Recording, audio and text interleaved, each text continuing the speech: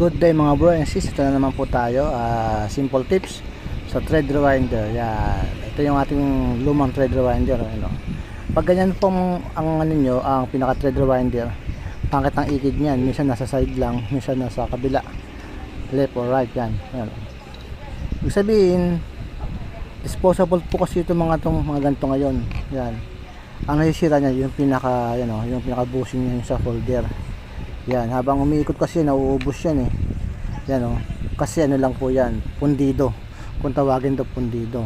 Yung habang umiikot yan, nakakaskas yan hanggang lumuluwag. Yan. Kaya need nyo na magpalit. Yan po. Then pero wag niyo tatapon yung luma. Yan. Kasi yung mga screw niyan, yung mga ibang parts niyan, magagamit pa natin dun sa mga pwede pa nating repairin. Yan ang aking simple tips. Mura lang po yan. Napapalitan naman po yan, replace tayo ng bago, then yung luma wag itatapon para yung mga ibang parts mga gamit natin. Yan po yung mga simple tips with this brother. Ito si Tips Brother, good day po ulit.